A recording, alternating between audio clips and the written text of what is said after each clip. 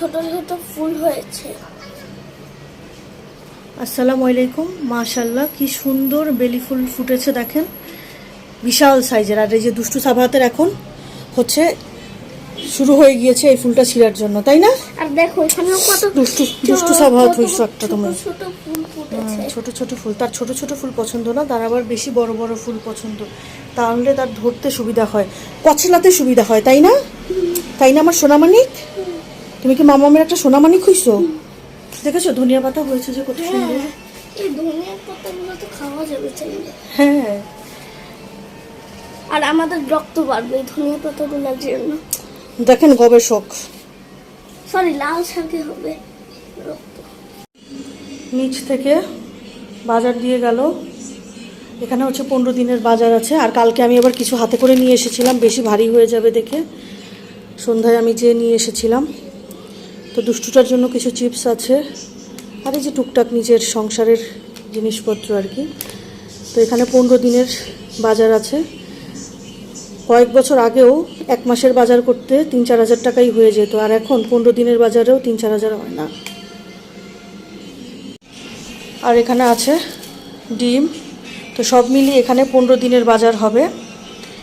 আগে আমি 1 মাসের বাজার করতাম 3-4 হাজার টাকায়, আর এখন 15 দিনের বাজারে মানে 3-4 হাজারেও হয় না। রান্না করতে চলে আসলাম, তো বসিয়ে দিলাম দেশি মুরগি। আজকে দেশি মুরগি পেঁপে দিয়ে আর সামান্য আলু দিয়ে ঝোল করব। তাহলে একসাথে 2 কাজ হয়ে যাবে, সবজিও খাওয়া হয়ে যাবে, সাথে মুরগি খাওয়া হয়ে যাবে দুষ্টুটাকে গোসল করিয়ে দিয়ে পড়তে বসিয়ে দিলাম। সাথে আমি টুকটাক রান্নাবান্না করছি। কেমন হচ্ছে লেখাপড়া? ভালো না, তাই না? একদমই ইচ্ছে করে না লেখাপড়া করতে, তাই না শোনা বাচ্চা? হ্যাঁ, মুরগি পেঁপে আর আলুর ঝোলটা রেডি। সাথে আরও রান্না করছি, পাঙ্গাস মাছ টমেটো ঝোল করে নিচ্ছি। রান্নাটা হয়েও এসেছে। তবে মজার ব্যাপার হচ্ছে আমি 1 ফোঁটা তেলও আজকে পাঙ্গাসের এই রান্নাটাতে দেইনি। কত তেল বের হয়েছে। পাগল দুষ্টুটাকে দেখেন কি করছে, এত বড় একটা দুষ্টু হয়েছে মেয়েটা। বাইরে যাবে, আমার মাথা পাগল করে ফেলেছে। কেন আমি এখনও বেরোচ্ছি না, এই জন্য বললাম যে একটু চাটা খেয়ে নেই, তারপরে বেরোচ্ছি। এখন এই যে নিজের নাচা কুদা সে স্টার্ট করেছে। দুষ্টু সাভারটাকে নিয়ে বের হয়ে গেলাম বাসা থেকে। তাকে যদি ড্রেস পরানো হয় আর যদি কিছুক্ষণ লেট করি আমি, সে অস্থির হয়ে যায়, মানে পাগলের মতো করতে থাকে, এত বড় একটা দুষ্টু সে। তো যাই হোক, তাকে নিয়ে আসলাম হচ্ছে, তার জন্য ভেবেছি ঘরে পরার কিছু টি শার্ট নিব। কিন্তু এখানে এসে এক জায়গায় আসলাম, সেখানে দেখি যে হচ্ছে মেয়ে বেবিদের তেমন একটা টি শার্ট নেই, পাচ্ছি না। এরপরে হচ্ছে আরেক জায়গায় আসলাম, সেখানে এসে হচ্ছে টি শার্ট পেলাম, তবে আসলে মন মতো হচ্ছিল না। কালার হলে সাইজ হয় না, সাইজ হলে কালার পছন্দ হয় না, মানে একটা অন্যরকম অবস্থা।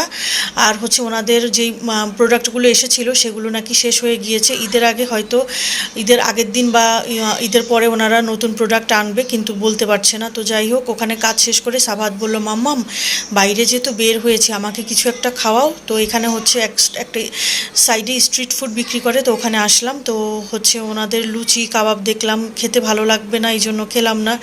এরপরে সাবাতকে জিজ্ঞেস করলাম, আর সে বলল যে বার্গার খাবে। তো আমিও একটা বার্গার নিলাম আর তার জন্য একটা বার্গার নিলাম, কিন্তু আমরা ওখানে খাইনি, আমরা ফানটা খেয়ে বাকি কাজগুলো সারছিলাম।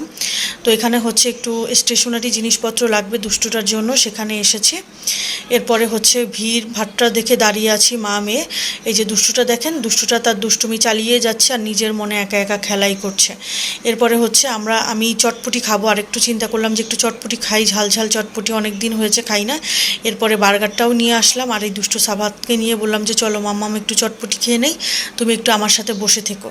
তো যাই হোক, সেও আমাকে সঙ্গ দিচ্ছিল। আর আমি হচ্ছে, এটা হচ্ছে গ্রিল বার্গার ছিল, গ্রিল চিকেন বার্গার, আর সে হচ্ছে সাবাত নিয়েছিল অন্য একটা বার্গার। তো আজকের ভিডিও ছিল এই পর্যন্ত। সবাই ভালো থাকবেন, আল্লাহ হাফেজ।